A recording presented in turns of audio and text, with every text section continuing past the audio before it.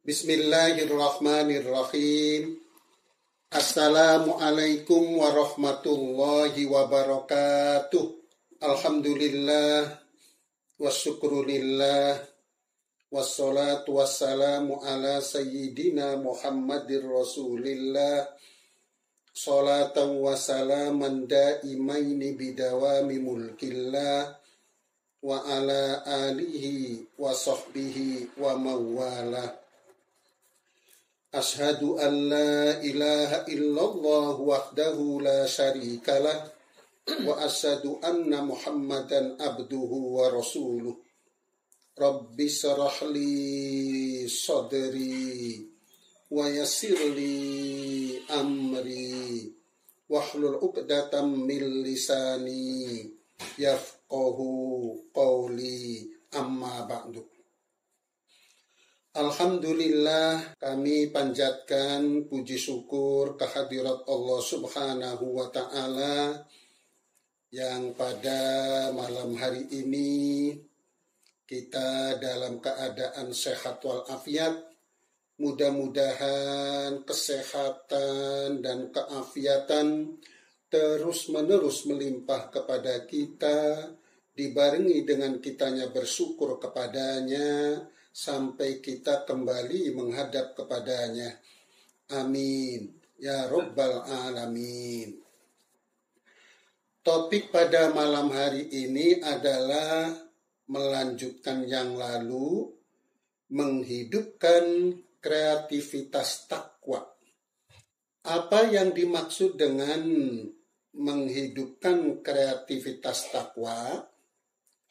Yang dimaksud menghidupkan kreativitas takwa yaitu memunculkan keutamaan takwa untuk memotivasi diri menggerakkan kemauan takwa.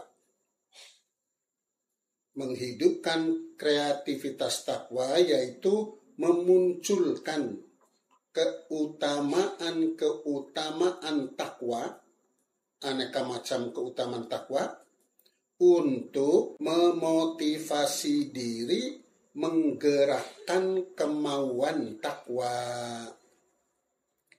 Sebab kemauan takwa itu sering pasif. Kemauan takwa juga sering lemah. Kemauan takwa juga sering hilang, entah kemana. Jadi kemauan takwa itu kadang-kadang pasif. Tidak ada sama sekali kemauan takwa pada diri kita. Kadang-kadang juga bukan tidak ada, hilang. Hilang entah kemana. Dan kadang-kadang juga lemah kemauan takwa itu. Jadi supaya kemauan takwa itu muncul, jangan lemah, jangan pasif, jangan hilang, maka usahanya itu memunculkan keutamaan takwa.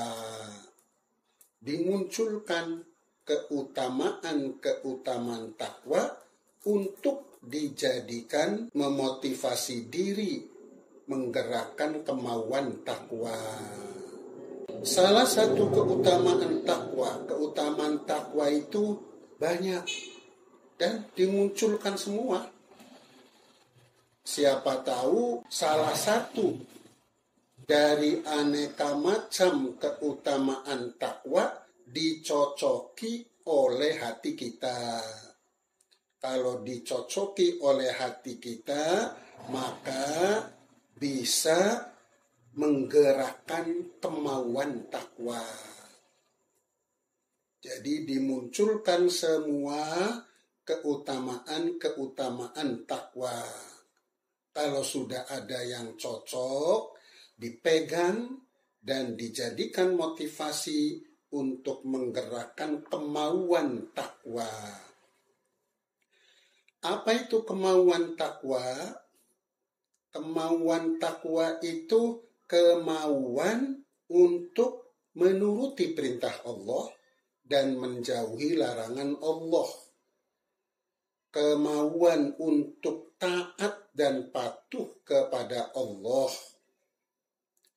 Kemauan untuk mematuhi perintah Allah dan juga menjauhi larangan Allah.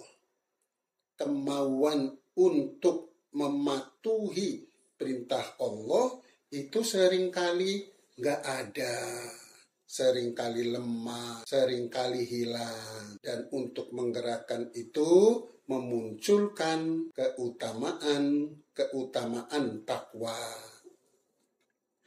Salah satu keutamaan takwa, salah satunya terdapat di dalam surat At-Taubah ayat 7.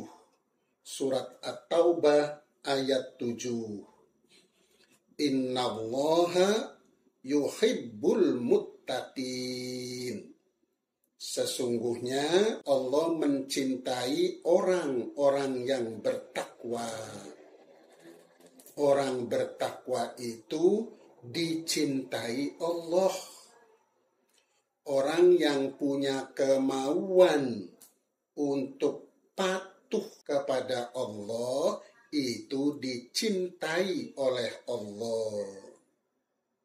Orang yang berusaha untuk meninggikan kemauan dirinya untuk taat dan patuh kepada Allah itu juga dicintai oleh Allah Subhanahu wa ta'ala. Ingat, kalau Allah cinta kepada hambanya, maka pastilah hamba itu berderajat tinggi di sisi Allah Subhanahu wa ta'ala, di mana hamba itu kelak di akhirat kedudukannya adalah kekasih Allah Subhanahu wa ta'ala. Suatu kedudukan yang sangat terhormat. Dan untuk menjadi orang bertakwa itu upayanya adalah menggerakkan kemauan takwa. Kemauan takwa itu digerakkan oleh kita. Kita ini dalam menjalani kehidupannya yang namanya lalai ketakwaannya itu teramat sangat sering.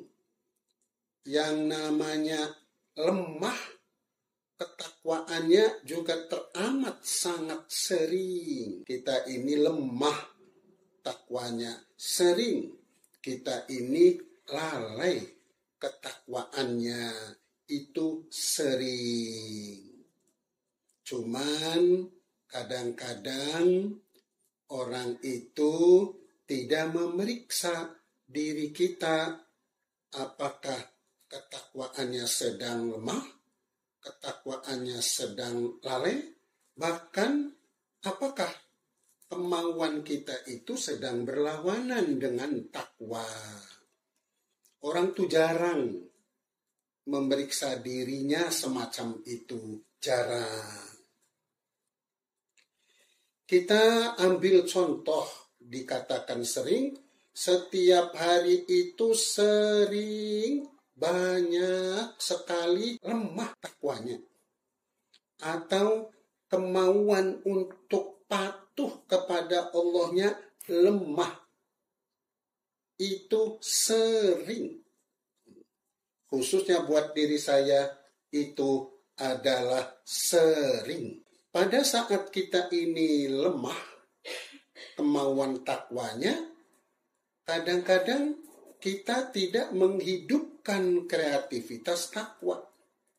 Tidak memunculkan keutamaan takwa dalam hati. Untuk memotivasi diri, yaitu menggerakkan kemauan takwa. Kadang-kadang tidak melakukan hal itu. Sehingga kemauan takwa yang lemah itu ya tambah melemah. Tambah umur, tambah melemah. Tambah umur, tambah melemah. tambah umur, tambah lalai, bahkan sering juga kita dalam keadaan kemauannya sedang berlawanan dengan ketakwaan. Contoh yang rutin tiap hari. Yang rutin tiap hari ini kemauan takwa kita dalam melaksanakan perintah sholat sering lemah. Sering lemah.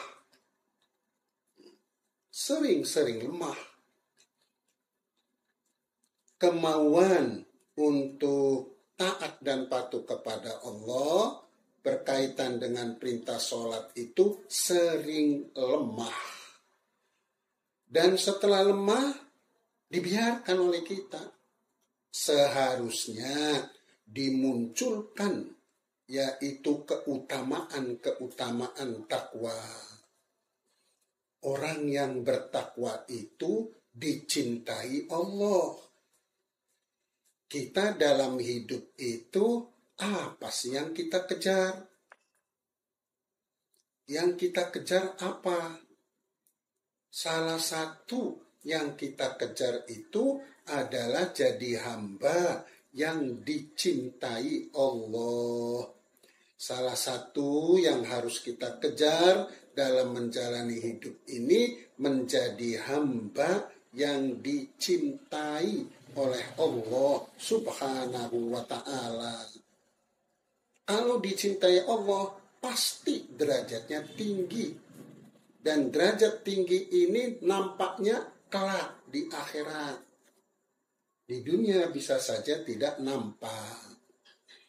Oleh karena itu, kita dalam menjalani hidup ini, yaitu memproses diri, mengejar, menjadi hamba yang dicintai Allah melalui menggerakkan kemauan takwa.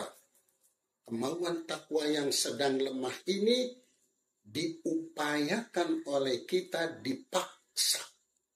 dipaksa oleh kita supaya patuh kepada Allah Subhanahu wa ta'ala.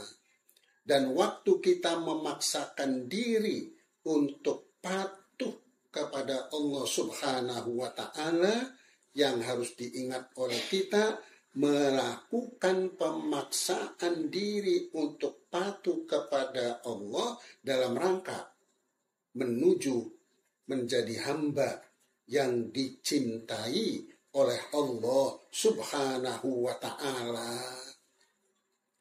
Jadi harus ada motivasi dasar dari kita untuk memaksakan diri melaksanakan perintah-perintah Allah.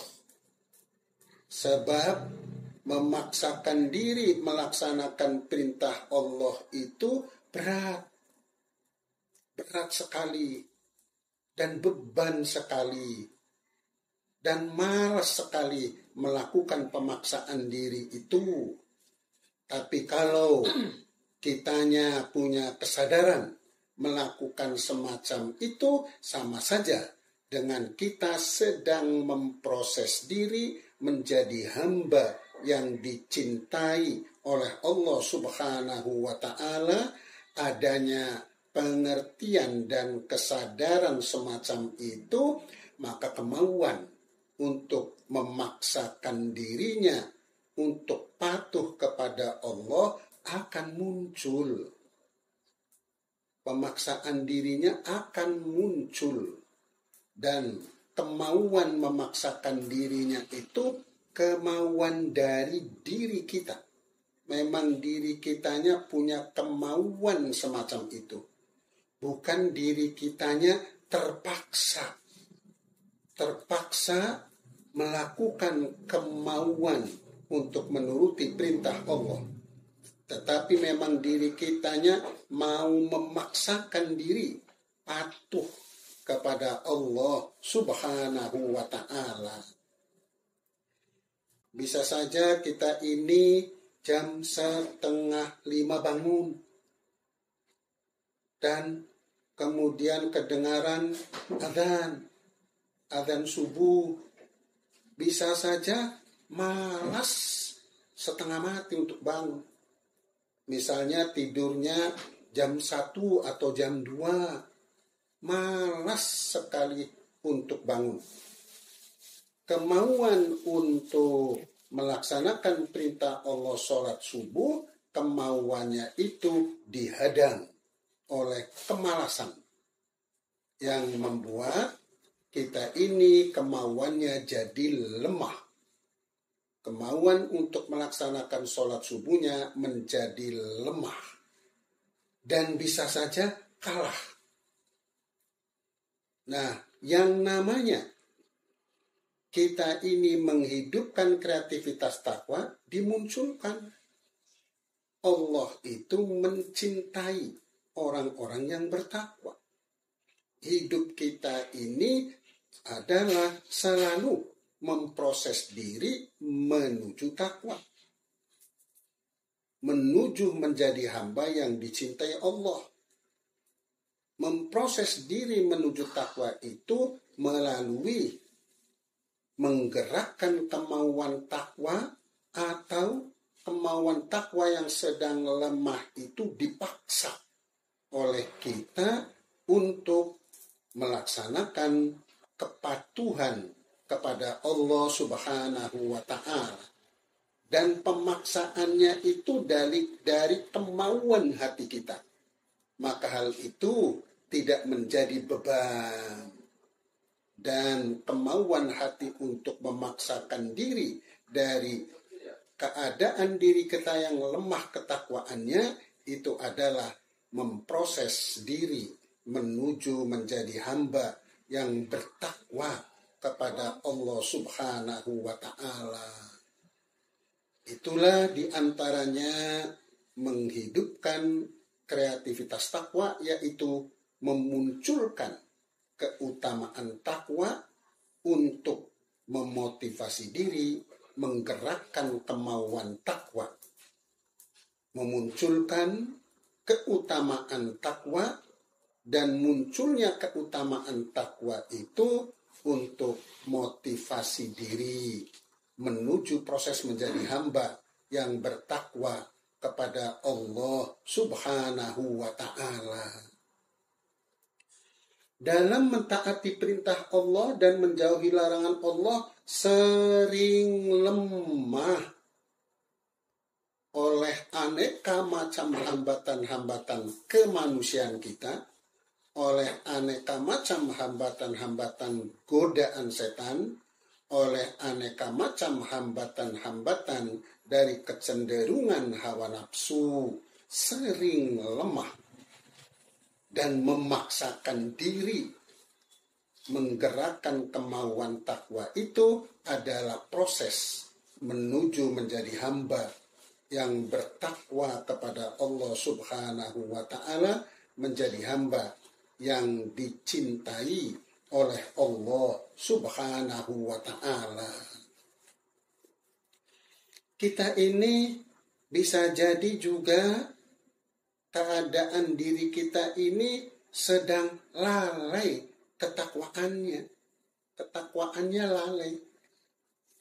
Yang namanya lalai ketakwaannya itu yaitu nilai-nilai perintah Allah itu lalai. Sehingga aktivitas hidup yang kita lakukan itu tidak berwarna nilai-nilai perintah Allah. Warna itunya tidak ada.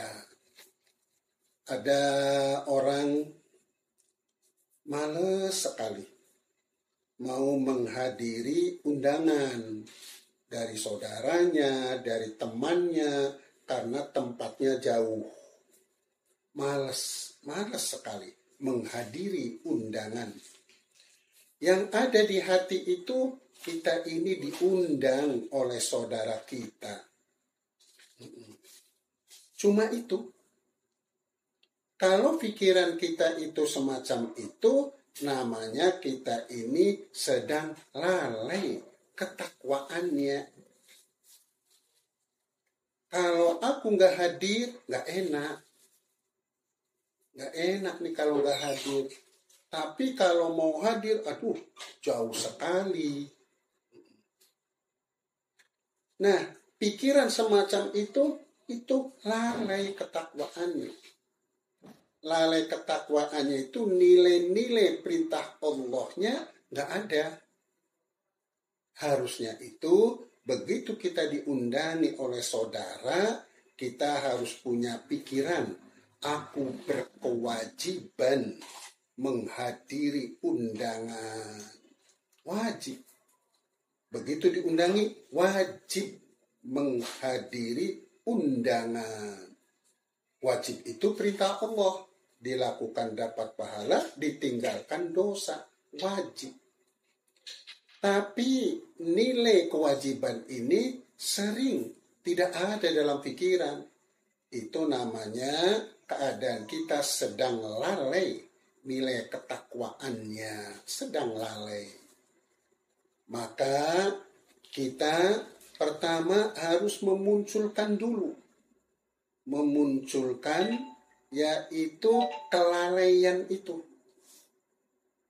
Dimunculkan pikiran kita bahwa menghadiri undangan itu hukumnya wajib. Maka aku harus menghadiri undangan. Sebab itu wajib. Harus menghadiri undangan. Karena itu adalah wajib. Setelah itu malas, jauh, dan sebagainya. Ingat, kita berarti lemah dalam menggerakkan kemauan takwa, lemah, malas, jauh, maka baru diingatkan kita ini dalam hidup diantaranya adalah memproses diri menuju takwa, menuju hamba yang berderajat tinggi di sisi Allah Subhanahu wa Ta'ala. Oleh karena itu, salah satu yang namanya memproses diri menuju takwa adalah memaksakan diri dari kemauan-kemauan yang lemah dalam melaksanakan perintah Allah. Aku paksakan untuk hadir karena ini adalah kewajiban. Kemauannya itu dari diri, bukan dari rasa tidak enak. Aduh, kalau nggak hadir tidak enak, ya terpaksa pergi. Itu dalam perjalanannya ada beban. Dan tidak punya nilai apa-apa di sisi Allah. Tetapi kalau dalam perjalanannya aku paksakan untuk hadir. Karena itu adalah kewajiban. Dan aku melakukan pemaksaan diri ini bagian dari proses menjadi hamba yang bertakwa kepada Allah. Kita dalam menjalani hidup diantaranya adalah selalu memproses diri menuju menjadi hamba yang bertakwa kepada Allah. Agar kelak di akhirat derajatnya adalah sangat tinggi. Jadi ini adalah contoh menghidupkan kreativitas takwa untuk memotivasi diri, menggerakkan kemauan takwa. Tidak sedikit orang itu dalam melaksanakan perintah Allah lalai nilai perintah Allahnya. Sehingga kemalasan, kemauan yang lemah untuk melaksanakan itu terlepas dari nilai-nilai perintah Allah. Dan juga seringkali karena rasa tidak enak, maka memaksakan diri. Jadi beban, jadi masalah, jadi konflik di dalam hatinya, dan tidak punya nilai apa-apa di sisi Allah Subhanahu wa Ta'ala. Sama-sama berangkat menghadiri undangan, yang satu menghadiri undangan terpaksa, beban, konflik batin, gak enak, gak punya nilai. Yang satu lagi memaksakan diri untuk hadir, tapi tidak konflik batin, karena kemauan dari hatinya sendiri, tidak ada beban, dan punya nilai di sisi Allah nilai sedang proses menuju takwa kepada Allah Subhanahu wa ta'ala. Hal ini adalah harus difahami. Juga keutamaan takwa yang lain, inna akramakum indallahi atqakum. Sesungguhnya yang paling mulia di antara kamu di sisi Allah adalah orang yang paling bertakwa di antara kamu. Orang bertakwa itu mulia di sisi Allah Subhanahu wa ta'ala. Kita ini mulia di sisi manusia saja, hati kita bahagia. Mulia di sisi manusia saja, hati kita bahagia. Apalagi mulia di sisi Allah Subhanahu wa ta'ala. Mulia di sisi Allah otomatis dimuliakan oleh para malaikat.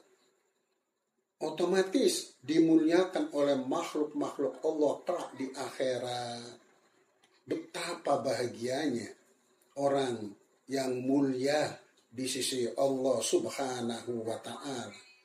Orang bertakwa derajatnya tinggi, juga hamba tersebut mulia di sisi Allah Subhanahu wa ta'ala. Di dalam diri kita ada hati bagian terdalam namanya lub, dan di dalam lub ada ruh sultani, dan ruh sultani itulah yang berhubungan dengan Allah Subhanahu wa ta'ala. Bila kita ini mulia di sisi Allah, ruh sultani tentu sangat bahagia sekali. Dan kebahagiaan ini adalah kebahagiaan ruhani. Kebahagiaan hati bagian terdalam yang sulit dilukiskan. Kebahagiaan itu adalah kebahagiaan hakiki dari diri manusia sedalam-dalamnya dan sejatinya. Karena kebahagiaan itu dari keruhanian manusia. Inna akramakum indallahi atqakum. Sesungguhnya yang paling mulia di antara kamu di sisi Allah adalah orang yang paling bertakwa di antara kamu. Kemudian dimunculkan kembali, yaitu keutamaan takwa yang lain.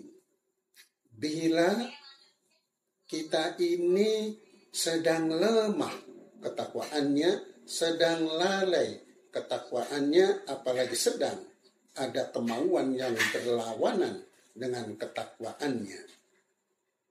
Dimunculkan di antaranya, yaitu disebutkan di dalam surat At-Tolaq ayat 4. Wa may yattaqillaha yaj'al lahu min amrihi yusra. Barang siapa yang bertakwa kepada Allah, dia Allah akan menjadikan baginya dari urusan-urusannya mudah. Orang yang bertakwa kepada Allah, urusan-urusan yang dihadapinya dapat kemudahan dari Allah Subhanahu wa ta'ala. Kita dalam menjalani hidup ini tidak bisa lepas dari menghadapi aneka macam urusan-urusan hidup. Urusan hidup A, urusan hidup B, urusan hidup C, urusan hidup D. Banyak sekali urusan-urusan hidup. Urusan-urusan hidup itu seringkali menyulitkan kita. Seringkali menghimpit kehidupan kita. Seringkali menggelapkan kehidupan kita. seringkali menyengsarakan kehidupan kita. Tapi kalau kita bertakwa kepada Allah Subhanahu wa Ta'ala, urusan-urusan hidup yang kita hadapi semuanya menjadi mudah bagi kita. Mudah untuk diselesaikan, mudah untuk diatasi, mudah untuk mengerjakannya, urusan-urusannya dimudahkan oleh Allah Subhanahu wa Ta'ala. Berkaitan dengan hal ini, tentu bila orang itu kemauan untuk takwanya sedang lemah, kadang-kadang dikasih tahu kalau kita memproses diri menuju takwa, dicintai Allah, mulia di sisi Allah, dan Allah akan menolong kita. Urusan-urusan hidupnya menjadi mudah. Kadang-kadang terkait dengan urusan-urusan hidupnya mudah, ini dicocoki oleh diri kita. Bisa saja kita ini sedang menghadapi urusan yang sulit, sedang menghadapi urusan yang menyempitkan kita. Karena kita sedang dalam lingkaran itu, kemudian ingat akan keutamaan daripada takwa. Orang yang bertakwa akan menjadikan mudah segala urusannya. Bisa saja hati kita tergerak untuk memproses diri menuju menjadi hamba yang bertakwa kepada Allah Subhanahu wa Ta'ala. Apalagi orang yang dalam menjalani kehidupannya ini seringkali menghadapi urusan-urusan yang pelik, urusan-urusan yang rumit, urusan-urusan yang menyempitkan, urusan-urusan yang menyusahkan. Bila dimunculkan keutamaan takwa, yaitu akan menjadikan semua urusannya jadi mudah, karena dimudahkan oleh Allah Subhanahu wa Ta'ala. Bisa saja terpanggil hatinya untuk menggerakkan kemauan takwa yang sedang lemah, atau kemauan takwa yang sedang berlawanan dengan kemauan yang bertentangan dengan takwa. Jadi menghidupkan kreativitas takwa, yaitu memunculkan keutamaan takwa untuk memotivasi diri, menggerakkan kemauan takwa. Berkaitan dengan surat At-Tolak ayat 4, kita ini dalam menjalani hidup ini jangan sampai ada keinginan di hati kita, ingin hidup ini tidak menemui persoalan-persoalan hidup. Ingin hidup ini tidak menemui urusan-urusan hidup yang pelik. Jangan sampai hati kita punya keinginan semacam itu. Sebab keinginan semacam itu bertentangan dengan sunnatullah, dengan hukum yang berlaku di alam dunia ini. Hukum yang berlaku di alam dunia ini, semua orang dalam menjalani hidup pasti akan menghadapi urusan-urusan hidup. Pasti akan menghadapi persoalan-persoalan hidup. Kalau keinginan kita tidak menemui persoalan hidup, keinginan kita inginnya tidak menemui tentang urusan-urusan hidup yang pelik, keinginan itu akan menjadikan membesar bebannya bila ketemu dengan urusan-urusan hidup yang pelik. Bila ketemu dengan persoalan-persoalan hidup, bebannya menjadi membesar. Karena inginnya tidak ketemu, lantas ketemu, maka terasa banget bebannya. Dan beban yang membesar itu membuat kita jadi lumpuh untuk mengatasinya. Beban yang besar itu membuat kita lemah untuk menghadapinya. Oleh karena itu, dalam kita menjalani hidup itu, jangan sampai ada keinginan di hati kita ingin hidup ini terbebas dari persoalan hidup. Jangan sampai ada keinginan itu. Ingin hidup ini tidak menemui urusan-urusan hidup yang pelik. Jangan sampai ada keinginan semacam itu. Keinginan semacam itu salah. Keinginan semacam itu sudah bertentangan dengan hukum sunnatullah, hukum yang berlaku di alam dunia. Keinginannya yang tidak salah adalah ingin dalam menghadapi persoalan hidup, dengan menghadapi urusan-urusan yang hidup, dimudahkan oleh Allah Subhanahu wa ta'ala. Inginnya dapat kemudahan untuk mengatasi persoalan hidup. Inginnya dapat kemudahan untuk menghadapi urusan-urusan hidup. Aku ini dalam hidup ini inginnya kalau menghadapi persoalan hidup mudah. Aku ini dalam hidup ini kalau menghadapi urusan-urusan hidup yang pelik, inginnya itu mudah mengatasinya, mudah menyelesaikannya. Inginnya itu adalah semacam itu. Keinginan semacam itu begitu dalam menjalani hidup, menemui persoalan-persoalan hidup, gak ada masalah. Tidak bertentangan dengan keinginannya.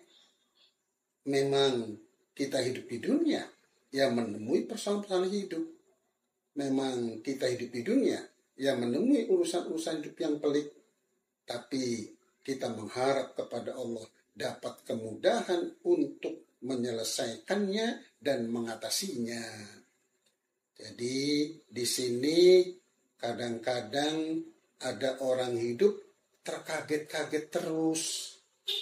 Terkaget-kaget itu karena ada keinginan hidup yang tersembunyi. Ingin hidupnya enak terus. Begitu menemui persoalan hidup, kaget. Ingin hidupnya enak terus. Begitu menemui urusan hidup yang pelik, kaget. Jadi hidup terkaget-kaget terus. Karena ada keinginan yang tersembunyi, yang gak nampak.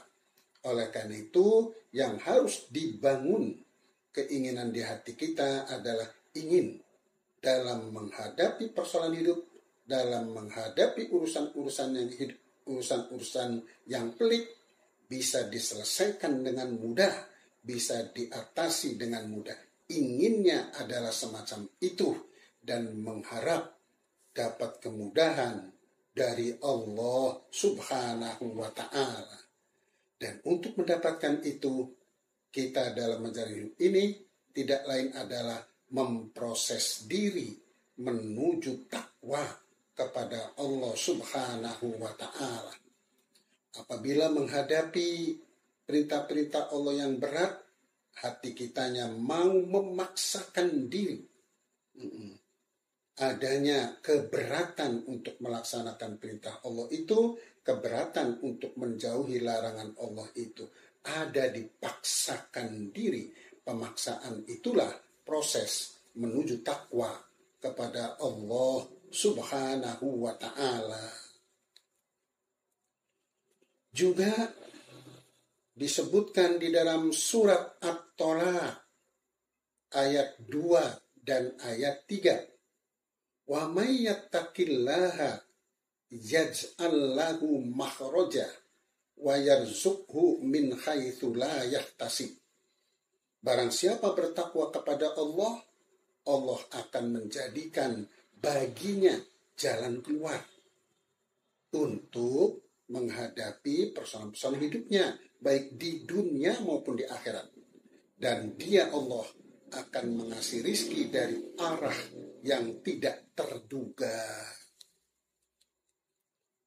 Berdasarkan surat At-Tolaq ayat 2 dan ketiga ini, bagi hamba yang bertakwa kepada Allah, Allah akan selalu memberikan jalan keluar untuk mengatasi persoalan hidupnya, untuk mengatasi berbagai macam kehidupan di dunia dan kehidupan di akhirat yang menghimpit dirinya, yang menyusahkan dirinya.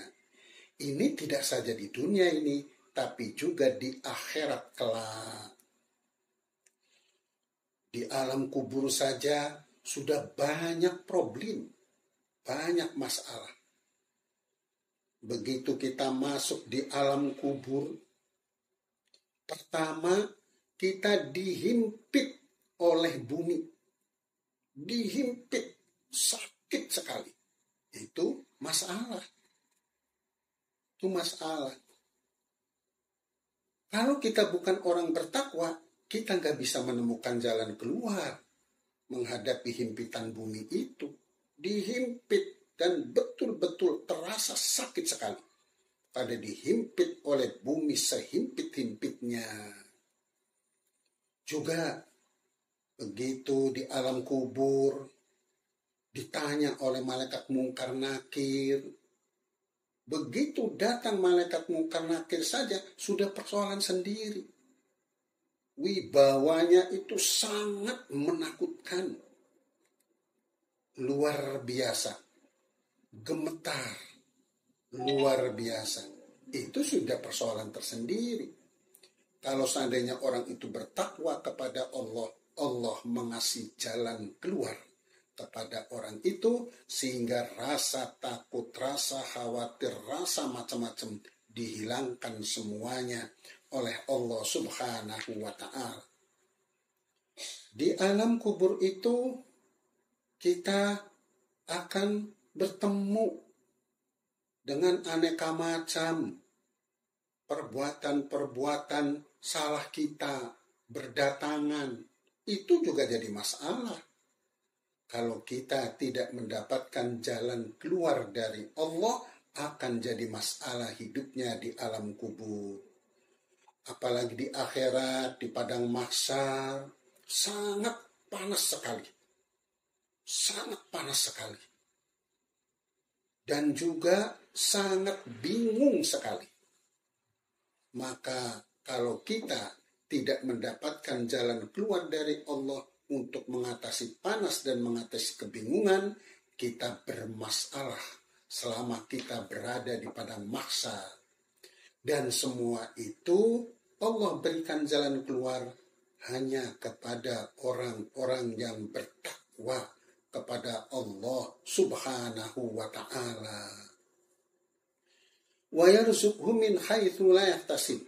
Dan dia Allah akan memberi rizki dari arah yang tidak terduga. Ini ada syarat.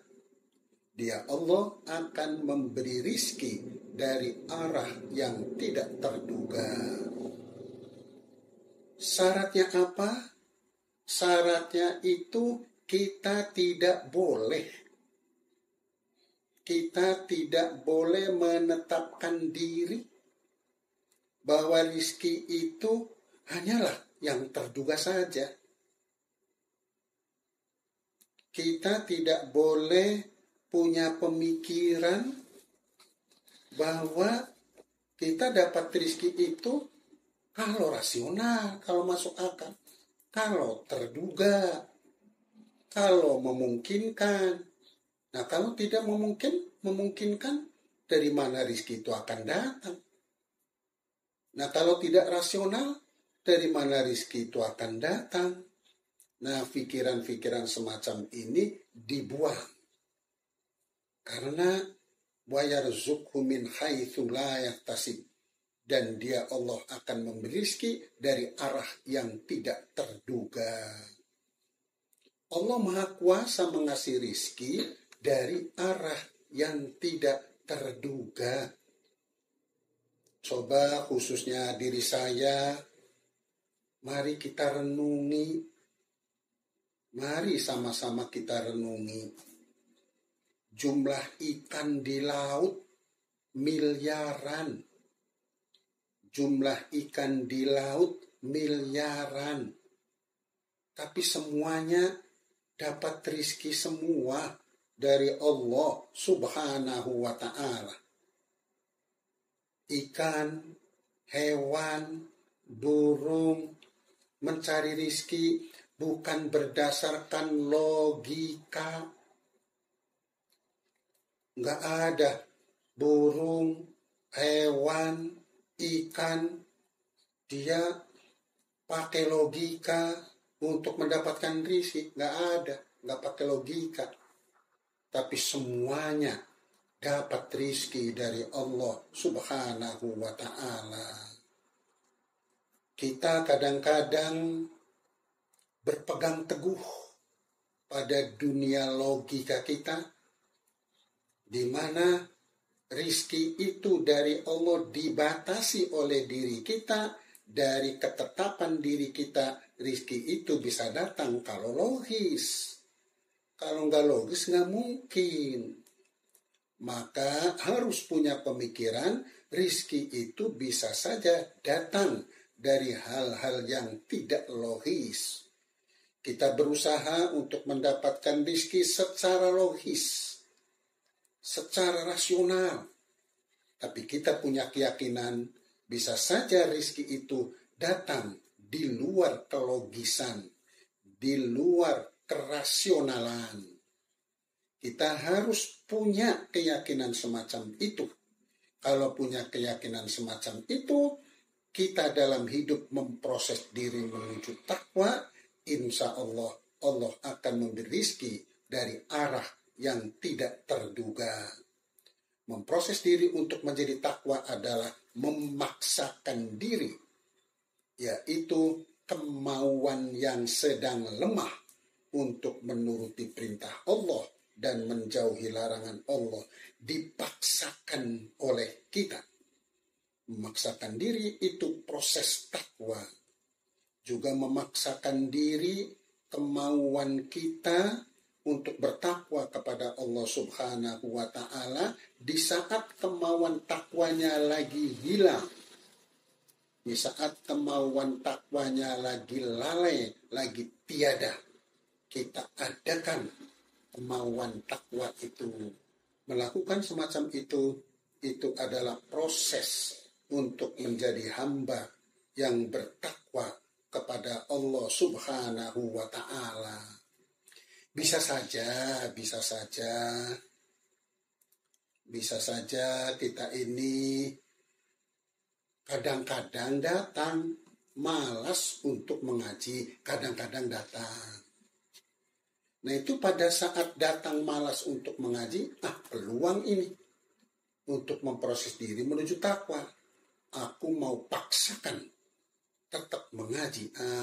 Itu pemaksaan diri dari adanya kemalasan semacam itu adalah proses menuju takwa kepada Allah Subhanahu wa ta'ala.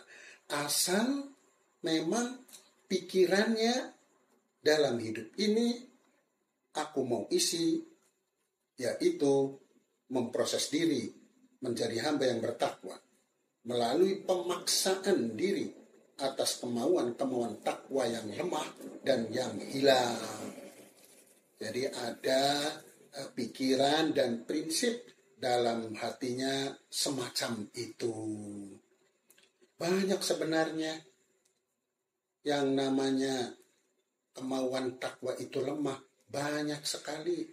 Kemauan takwa itu lalai. Banyak sekali. Di jalanan saja kemauan takwa yang lalai sering kali ditikung oleh motor hampir menabrak, kita langsung marah, kita langsung tidak bisa terima. Sekarang kemauan takwa untuk memaafkan kemana? Hilang. Kemauan takwa untuk memaafkan, memaklumi kemana? Lalai. Nah, di saat itu lalai, di saat itu hilang. Maka setelah kita marah, mari kita isi, yaitu kemauan takwa yang hilang tadi, yang lalai tadi. Aku maafkan kesalahannya. Saya maafkan kesalahan dia. Kemudian pikirannya muncul protes, tidak bisa terima. Hatinya mengatakan, saya paksakan diriku, saya maafkan dia. Walaupun dia salah, walaupun dia keterlaluan, saya maklumi dia. Sikap yang tegas, memaksa kemauan takwa semacam itu adalah proses menjadi hamba yang bertakwa kepada Allah Subhanahu wa ta'ala. Jadi jangan sampai juga pada diri kita itu ada keinginan, ingin dalam hidup itu tidak ketemu masalah. Jangan. Itu bertentangan dengan sunnatullah. Jangan.